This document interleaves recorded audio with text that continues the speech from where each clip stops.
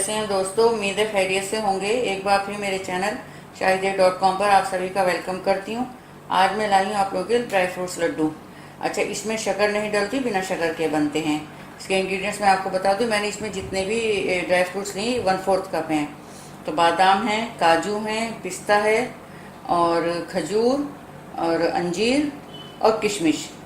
तो इन सबको मैंने 1/4 कप लिया है और 3 टेबल स्पून इस देसी घी में इनको रोस्ट कर लिया मैंने। क्या वैसे अगर आप देखेंगे तो अंजीर और खजूर जो है, अगर आप गिनेंगे तो ये तकरीबन 10-10 हैं। 10 पीस इसके अंजीर के और 10 पीस ही ये खजूर के हैं।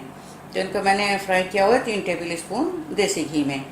अच्छा, इसमें जितना भी मिठास आएगी खजूर, किशमिश और अंजीर से आएगी, ठीक है। और ये बाइंडिंग का काम भी देंगे। इसमें बहुत अच्छे लड्डू बनते हैं। जो हेल्थ कॉन्शियस है उनके लिए बहुत अच्छा ऑप्शन है ये मीठे का, क्योंकि इसमें शक्कर नहीं डलती।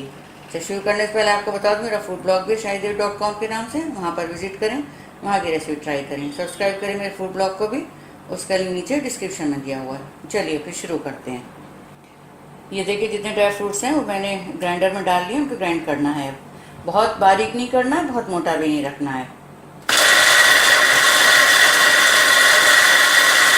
ये देखिए सब मिक्सचर हमारा पिस करके तैयार है। वह इतना ही मोटा इसको रखना है, बहुत बारीक नहीं करना है। और इसको सबको अच्छे से एक बार और मिक्स कर लेंगे और फिर इसके लड्डू बना लेंगे। बड़े आराम से बन जाते, क्योंकि इसमें किशमिश, खजूर और अंजीर जो है वो इसको बाइंडिंग का काम देगा। ये देखिए, और जितने बड़े लड्डू अब आपको बनाने हैं उतने बना लीजिए, छोटे बड़े जितने भी साइज़ के। देखिए बड़े आराम से बन जाते हैं, कोई परेशानी नहीं होती है। ये देखिए इतने बड़े बड़े लड्डू मैं सब बना करके रख लूँगी। ये फ्रिज में काफ़ी दिन तक चल जाते हैं। ये देखिए ड्राई फ्रूट के लड्डू बन करके हमारे बिल्कुल तैयार हैं।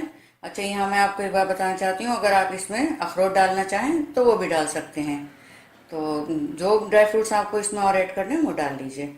तो मुझे ज़रूर बताइए रेसिपी आपको कैसी लगी। आप लोगों के लाइक्स और कमेंट्स का मुझे इंतजार रहेगा। शेयर करें मेरी रेसिपी को, सब्सक्राइब करना बिल्कुल भी ना भूलें। मिलती हूँ जल्दी नई रेसिपी के साथ, तब तक अपना ख्याल रखें।